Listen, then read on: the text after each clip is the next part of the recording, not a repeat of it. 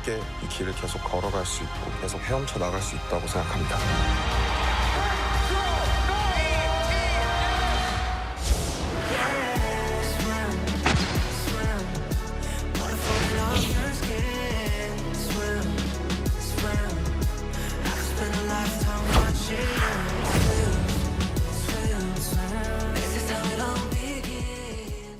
자, 지금 저희가 있는 이곳 광화문이요. 아니 벌써부터 들썩이고 있습니다. 왜냐하면 정말 오랫동안 기다려온 방탄소년단 BTS의 컴백 라이브 공연이 바로 내일 있기 때문입니다. 자, 조금 전 저희 광화문 영상 보여드리고 있습니다. 자, 오늘 영상인데요. 자, 저렇게 저희가 찍어왔는데 저렇게 무대가 벌써부터 설치가 거의 다 끝나가고 있습니다. 보면은 좌석들도 수백 개가 보이고요. 자, 저렇게 스피커, 대형 조명도 있고, 자, 주변에 보면은 외국인 관광객들, 우리 내국인 포함해서 저렇게 외국인 관광객들이 벌써부터 모여들기 시작했습니다. 정말 광화문이 떠들썩하다 이런 생각이 드는데.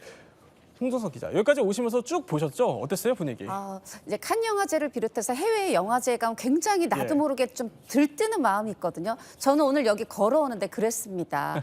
아니 이제 보라색 키링을 담은 보라색 옷을 입은 분, 보라색 풍선을 든 분도 많지만 뭔가 여기가 서울 맞나 한국 맞나 싶게 정말 외국인 분들 많으시더라고요. 그러니까 말하자면 내일은 공연 보더라도 그럼 내일 인증샷 찍기 어렵잖아요. 네. 오늘 미리 인증샷은 다 찍겠다는 듯이 광화문 투어 나오신 분들 많고요. 상점들도 창가 자리는 보라색으로 했어요. 그리고 건물마다 보라색 플래카드라든가 이런 것들도 많고요. 그리고 제가 어젯밤에 봤는데 이 명동에 있는 백화점 아예 건물 전체를 다 보라색 조명을 썼더라고요. 전체를요. 네, 그리고 뿐만이 아니라 버거 안 팔던 집에서 버거 출시했는데 이름도 BTS 버거고 이런 식으로 모두가 아미뿐 아니라 상가들 모두가 다 함께 그런 어떤 이 보라색 물결에 함께 하면서 네, 그렇습니다. 곳곳에 켜져 있군요. 네, 그러면서 다 이 보라색으로 넘쳐나는데 굉장히 뭔가 세계적인 큰 축제. 우리 BTS가 사실 2030 세계 박람회 홍보대사기도 한데 이미 광화문에서 박람회 열린 저는 그런 느낌이었습니다. 벌써부터 광화문이 저렇게 보랏빛으로 물들고 있다는 얘기를 쭉 짚어주셨는데 조금 전에 들려온 안진용 기자, 좀 안타까운 이야기가 하나 있더라고요. 그 리더 RM 씨가 다쳤다고요? 네, 맞습니다. 지금 모처에서 리허설을 계속 진행을 해왔는데 19일 연습 도중에 발목을 다쳤다는 거죠. 그래서 현재 염좌 및 인대 손상 및 염증 때문에 이게 주의를 요하는 상황인데 일단 무대에는 오른다고 합니다. 하지만 무대 위에서 퍼포먼스를 같이 하기는 힘들 것으로 보이고요. 이와 관련해 오늘 오후에 RM이 직접 입장을 내기도 했습니다. 워낙 상징적인 공간이기 때문에 본인이 이 무대에 오른다는 의지는 분명히 갖고 있고요. 다만 멋진 무대를 준비하기 위해서 너무 열심히 하다 보니까는 이렇게 발목을 다치는 일이 발생했다는 거죠.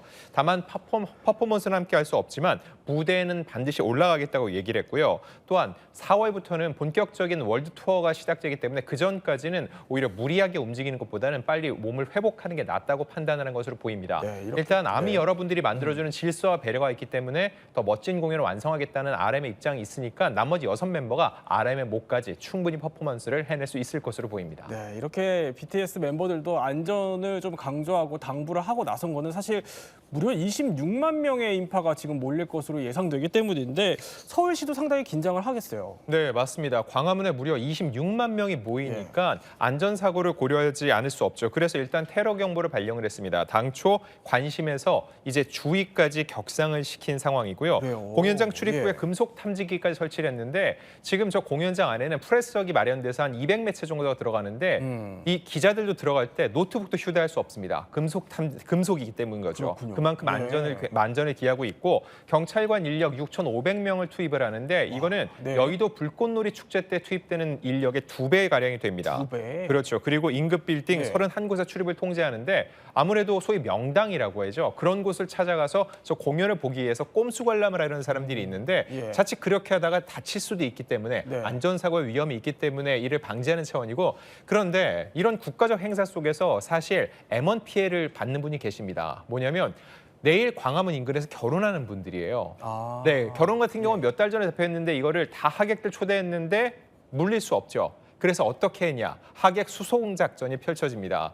내일 그 해당 결혼식 전후로 해서 네. 을지로 입구역부터 이 프레스센터까지 경찰 버스를 이용해서 정말요? 직접 네. 하객을 수송하기로 했던 그렇군요. 거죠. 관련해서는 이미 예비 신랑 신부들도 전부 다 동의를 했기 때문에 최소한의 피해를 줄이는 방향으로 결정이 내려진 하객 겁니다. 수송 작전까지 펼쳐질 정도로 정말 세계적인 K-팝 그룹답게 공연 그 스케일 자체가 정말 입이 딱 벌어질 정도다라는 생각이 드는데, 자, 이번 몰랐던 이야기 더 코너를 통해서는요, 이 BTS의 컴백 콘서트의 그 키워드를 한번 중심으로 저희가 그동안 대중문화사에 길이 남았던 공연의 신들에 대해서 한번 이야기를 나눠보려고 합니다. 자, 첫 번째 BTS 컴백 콘서트의 첫 번째 키워드는 바로 광화문 빼놓을 수가 없을 것 같습니다. 여기서 정말 대규모 메가 콘서트를 열게 되는 건 전례가 없어요. 저도 기억이 안 날 정도인데 일단 이게 궁금해요. 안지훈 기자. 왜 광화문인 거예요? 자, 일단 상징성을 들 수 있는데요. 이와 관련해서 사실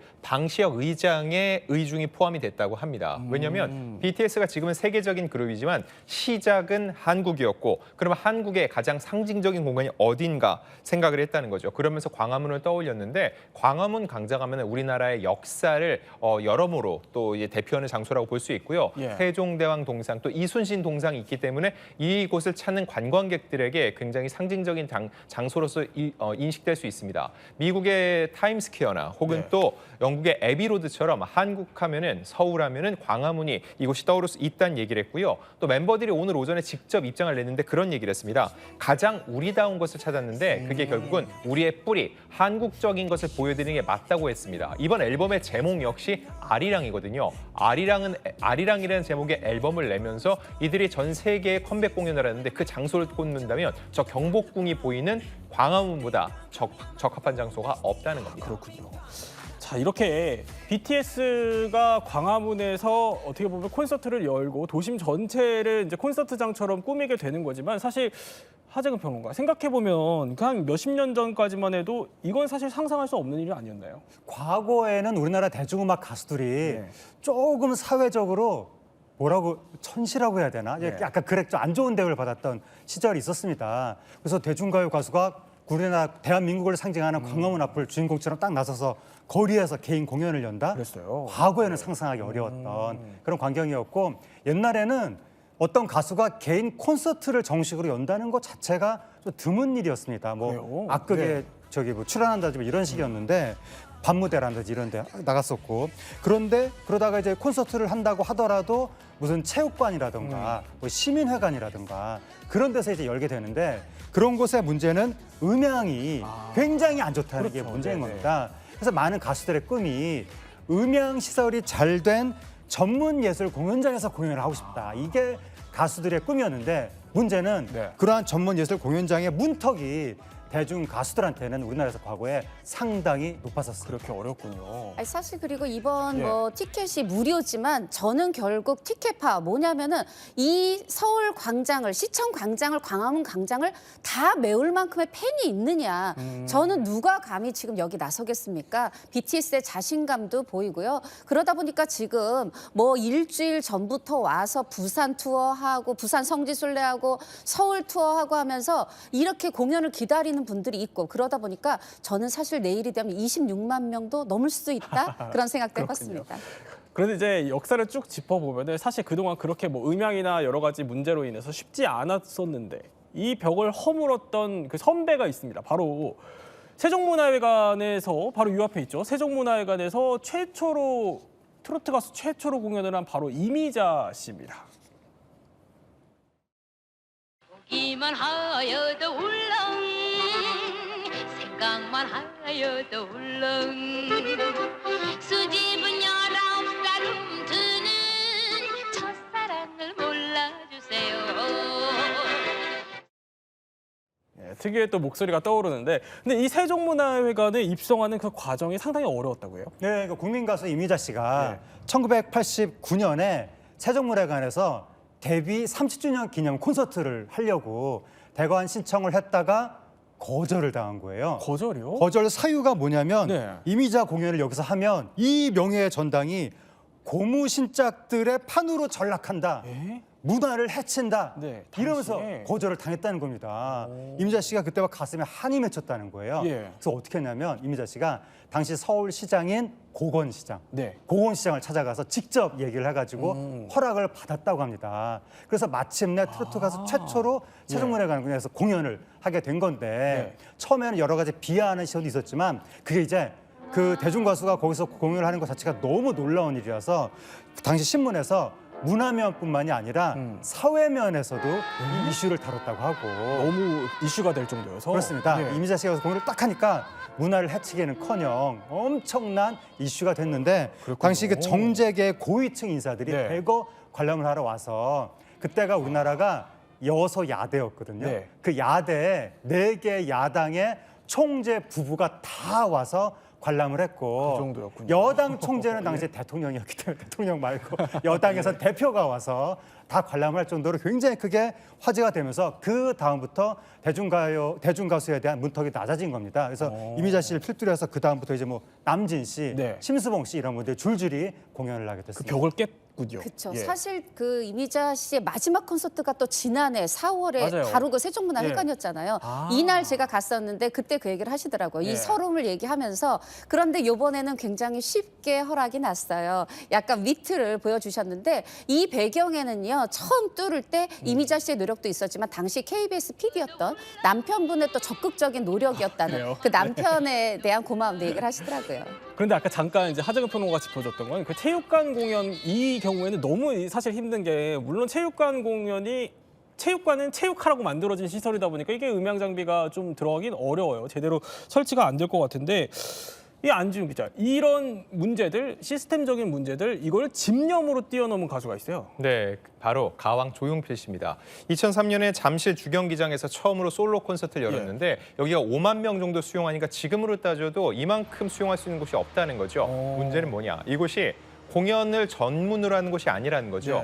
이 소리가 굉장히 중요합니다. 왜냐하면 소리에도 속도가 있거든요. 그렇죠. 여기와 100m 떨어진 곳에 소리가 닿는 이 시간차가 있습니다. 네. 이거를 제대로 잡지 못하면 하울링이 생겨서 공연할 수 없는데 바로 이 부분을 극복해낸 게 조용필 씨라는 거죠. 그래서 조용필 씨가 그 잠실 주경기장 공연을 하면서 예. 무려 스피커를 220개를 사용을 했고요. 그래요? 그 스피커 도합 무게만 그 15톤에 이를 정도 어마어마한 양이었다는 거죠. 네. 이렇게 조용필 씨가 잠실 주경기장에서도 5만 명 공연을 할 수 있다는 것을 입증을 한 다음에 이문세, H.O.T, 빅뱅들 여러 가수들이 그 무대에 섰고요. 그리고 BTS와 더불어 잠실 주경기장에서 8번 연속 매진을 기록한 유일한 또 가수이기도 합니다. 그렇군요. 저렇게 또 체육관의 벽을 또 허문 조용필 선생님이 얘기를 해봤는데 근데 사실 음향도 음향이지만 조용필 선생님 하면은 그 무대 연출 스케일이 보통이 아니잖아요. 그러니까 조용필 씨가 음악과 이 콘서트 장치에 대한 거기에 대한 열정이 엄청난 겁니다.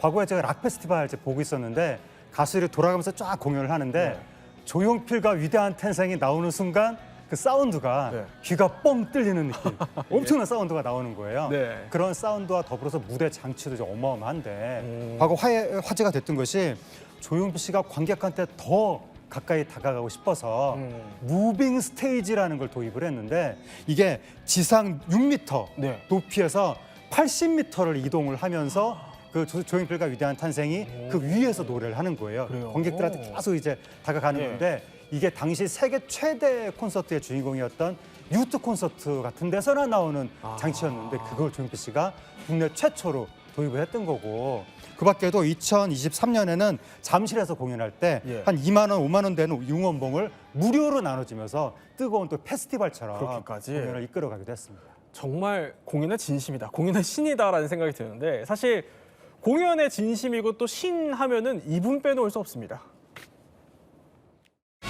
사랑은 끝나지도 않았는데 청춘도 아직은 펄펄한데 세월아 막장 한번 뜨고 싶다 우프다 인생아 바로 가왕 나훈아 선생님이요. 뭐 지난해 은퇴하셔가지고 제 주변에서도 진짜 아직 은퇴한 거 맞냐 물어보시는 분 참 많아요. 근데 정말 전설적인 공연 너무 많았어요. 너무 많은데 그중에 한 2개만 먼저 얘기해 보겠습니다. 2005년에 아리수 공연이라고 했는데 네. 그때 당시에요. 그 이제 300명의 고구려 병사가 있어요. 그 병사들을 해치고 나훈아 장군이 나타나는데 심지어 백마를 타고 나타납니다. 진짜 말이요? 네, 진짜 말이요. 이런 식으로. 사실 이제 나훈아 씨는 나 노래 작사 작곡 잘한다, 노래 잘한다. 근데 욕심쟁이죠. 나 이걸로 끝낼 수 없고 나는 퍼포먼스에 제왕이다. 근데 퍼포먼스를 통해서 보여주는 건 난 여전히 사내고 남자고 섹시하다. 네. 이거를 정말 강력하게 보여주시는데 뿐만이 아니고 또 2020년에 또 그때 코로나 때 무관중 공연했잖아요. 이때 관중이 앞에 없는데도 네. 처음에 첫 곡으로 이제 고향으로 가는 배라는 노래를 부르는데 정말 무대 위에 배가 나옵니다. 정말 진짜 배요? 네. 그러면서 딱 뱃머리에 저렇게? 네. 네, 뱃머리에 딱 서서 이렇게 나오는 거죠. 마치 어떤 뭐 캐러비안의 해적의 저는 조니 뎁처럼 멋있는 거기다가 또 이제 아담과 이브처럼이라는 노래 할 때는 막 본인이 또 와이어를 타고 타자처럼 날아다녀요. 지금 이제 뮤비를 보시지만 여기서도 보면 어떤 장군의 모습이 네. 보이죠. 이런 퍼포먼스까지 완벽하게 챙기는 나훈아 씨입니다. 제가 공연 영상을 보여드리지 못해서 너무너무 아쉬울 따름인데 저렇게 AI로라도 한번 만들어봤습니다. 그런데 홍종성 기자, 사실 나훈아 선생님 생각하면은 의상, 제스처 뭐 이런 거 하나하나 다 일일이 화제였어요, 공연 때. 그렇습니다. 뭐 의상 얘기도 할 게 너무 많지만 대표적인 얘기 하나만 해보면요. 다이아몬드 의상 이 얘기는 아마 많이들 들어보셨을 거예요. 그런데 이 공연에서 왜 다이아몬드 의상을 준비했냐면 내가 이제 오랜만에 팬들 만나는데 제대로 팬들을 예우하고 싶다. 네. 그러기 위해서 아주 좀 뭔가 좋은 옷을 만들어 달라. 이 디자이너분이 공연은 5달 남았는데 3달 동안 시름시름 앓다가 심지어 119에 실려가신 거예요. 실신해서. 정말요? 이제 남은 시간은 2달이죠. 근데 거짓말처럼 딱 그 병원에서 실신해서 깨어났을 때 딱 생각이 났다는 겁니다. 날개를 달아야 되겠다. 근데 그 날개를 다이아몬드로 달아야 되겠다. 이렇게 해서 3캐럿, 2캐럿, 1캐럿짜리 또 작은 다이아몬드 이렇게 해가지고 1000개가 넘는 다이아몬드. 캐럿으로 따지면 550캐럿. 네. 돈으로 따지면 그때 10억 원, 최근으로 따져도 뭐 30억 원, 50억 원 넘는 이런 날개를 달아서 딱 드렸고 이 나훈아 씨가 이 날개를 달고 비상이란 노래를 부르면서 정말 날아오른 거죠. 이런 식으로 의상 하나. 그리고 저도 이제 공연 갔을 때 어떠냐면 우리 제 표정은 많이들 아시잖아요. 뭔가 이를 앙 깨무는 것 같은 걸 보면 우리 모두 행복해지는데 네. 이 무대에서요 손을 한 군데를 이렇게 가리키시는 거죠. 네. 그러면 그 수만 명이 다 같이 거기를 뭐 최소한 어떤 때 12,000명일 때도 있었는데 그럼 다 같이 봅니다. 정말 내 손끝 하나를 이 관객이 다 볼 거라는 걸 이미 알고 있어요. 그러면서 다 함께 정말 그 파티처럼 즐거운 시간을 만드는데 정말 천재적이지 않나 싶습니다. 이렇게 홍종성 기자와 함께 나훈아 선생님 콘서트를 거의 간접 체험하는 수준으로 얘기를 나눠봤는데 아니 나훈아 선생님 하면 이 정도면은 정말 공연에 대한 남다른 철학도 있으실 것 같아요. 공연에는 정말 모든 걸 쏟아붓고 티켓을 온 사람들은 절대로 심심하면 안 된다라는 게 나훈아 선생님의 철학입니다. 자, 그래서 앞서서 보면 이제 테스형 공연, 무관중 공연이었죠. 그때 같은 경우는 개런티를 얘기했을 때 나한테 줄 개런티 있으면 제작비에 더 쓰라라고 얘기를 했고, 자, 지난해에는 은퇴 공연 있을 때 그때도 제가 현장에 갔었거든요. 이분이 의상도 자주 갈아입는데 항상 이 의상을 무대 위에서 갈아입습니다. 이게 무슨 의미냐면은 노래와 노래 사이에 막이 있는데 그때 사람들을 잠시라도 지루하게 하면 안 된다. 그래서 볼거리를 제공하기 위해서 나는 무대 위에서 옷을 갈아입는다. 이거라도 구경하셔라. 이렇게 얘기를 할 정도고요. 실제로 과거에 한 대기업에서 이 공연에 와달라, 공연을 해달라, 파티에 와달라고 했는데 유일하게 거절했던 가수가 나훈아 씨였다고 합니다. 그때 나훈아 씨 얘기는 그거였대요. 내 노래를 듣고 싶으면 표를 사서 나의 공연장으로 오라는 거였죠. 그렇게 자신의 공연에 대해서는 굉장한 프라이드를 갖고 있고요. 이분이 그리고 굉장히 많은 장치를 사용하는데 지난 은퇴 공연 때는 나는 더 이상 마이크를 잡지 않겠다, 내려놓겠다고 얘기를 했었죠. 그래서 마지막 장면은 뭐였냐면은 저 멀리에서 드론 한 대가 날아옵니다. 그러면은 나훈아 씨가 그 드론에다가 마이크를 걸어요. 예. 그러면 그 드론이 마이크를 잡고 저 멀리 하늘로 날아가죠. 그러면 그때부터는 나는 더 이상 마이크가 없으니 여러분이 불러주십시오 하면서 이 사내라는 노래, 사내답게 왔다가 사내답게 갈 거다라는 거를 마지막에 대중들이 불러줄 때 그 얘기를 들으면서 눈시울 촉촉히 하며 퇴장하는 게 나훈아 씨의 마지막 모습이었어요. 자, 이렇게 정말 공연에 진심이었던 선배들이 있었기 때문에 지금의 또 K-팝이 있고 오늘의 BTS가 광화문에서 공연을 하게 됐다는 생각이 들기는 합니다. 그럼 다시 BTS 얘기로 돌아와서 두 번째 키워드로 한번 넘어가 보죠. 광화문 얘기를 해봤다면 이것 빼놓을 수 없습니다. 26만 명. 아니, 안진용 기자. 26만 명이 광화문에 모인다. 저 이게 숫자가 가늠이 안 돼요. 도대체 어느 정도입니까? 일단 아까 조용필 씨가 처음 채웠던 예. 잠실 주경기장 한 번에 한 5만에서 6만 들어가니까 이거를 한 대여섯 번 채울 정도죠. 좀 더 제가 쉽게 설명해 드릴게요. 26만 명의 운집이 예상되는데 경주시 인원이 25만 명입니다. 그리고 춘천시가 28만 명 정도 되니까 그래요? 거기 전체 시의 인원이 저기 다 모인다고 보면 된다는 거죠. 경주시 인구가? 그렇습니다. 네. 공연 좌석은 2만 2천석이 준비가 돼 있지만은 저 1km 구간에 약 26만 명 정도가 모여서 그럼 어떻게 보냐라고 하는데 9개의 대형 스크린이 설치되기 때문에 멀리에서도 이 공연을 현장성 있게 즐길 수 있다는 거죠. 그러다 보니까 안전이 굉장히 중요하죠. 안전 요원만 1만 명 정도 배치가 되는데 이들 중에서 일부는 당연히 공연장 안에 배치가 되죠. 네. 다만 그렇다고 공연을 볼 수 있는 건 아니고요. 공연을 절대 바라보면 안 되고 등진 상태에서 혹시라도 누군가가 달려가진 않을지 문제가 있는지 않을지 계속적으로 주변을 살펴야 된다는 거죠. 그럼에도 불구하고 BTS 공연장에 굉장히 가까이 갈 수 있다는 것만으로 이건 꿀알바다라는 말까지 나오고 있습니다. 아까 AI로 생성된 그 이미지 보니까 정말 26만 명이라는 숫자가 어마어마한 숫자다 이런 생각이 들기는 합니다. 그래서 그런지 실제로 전 세계 그 BTS 팬을 부르는 아미라는 그 아미들도 며칠 전부터요 벌써 여기 서울을 찾아왔습니다. 와서 각종 이제 브이로그로 막 찍고 SNS에 올리고 있는데 저희가 한번 준비해봤습니다. 자, 이게 해외 팬들의 SNS 계정인데요. 자, 저렇게 벌써부터 대형 전광판 곳곳을 찍어서 나 벌써부터 이렇게 기다립니다라는 영상들을 선보이고 있는 겁니다.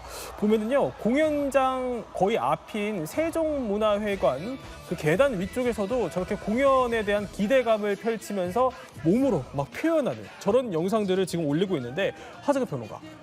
지금 전 세계가 정말 그 BTS 컴백을 기다리고 있죠. 그렇죠. 그러니까 방탄소년단이 지금 세계 최고의 스타거든요. 네. 세계 최고의 스타가 3년 이상을 활동을 안 하다가 돌아온 거예요. 이건 매우 이례적인 일이고 네. 그러니까 한국의 병역 제도라는 특수한 조건 때문에 나타나는 현상인데 3년 이상 못 봤으니까 그 갈증이 어떻겠습니까? 그렇죠. 엄청난 갈증이 이번에 예. 폭발하게 되는 것이니까 세계적인 관심이 있는 건데 특히 방탄소년단을 공연에서 직접 보고 싶다.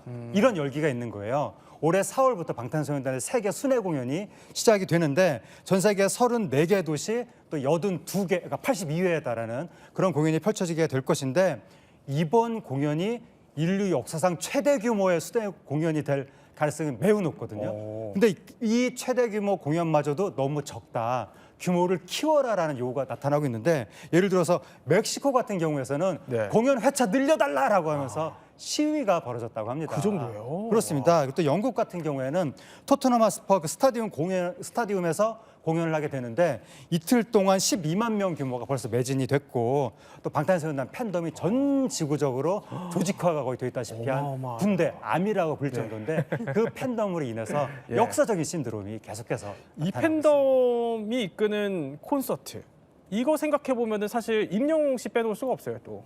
자, 임영웅 씨는 5060 세대의 예. BTS라고 해도 과언이 아닐 겁니다. 이분 역시 공연의 왕, 공연의 신이라고 할 수 있는 게 대표적으로 이 지난 2024년 5월이었습니다. 서울 월드컵 경기장에서 이틀간 공연을 했는데 10만 명을 꽉 채웠습니다.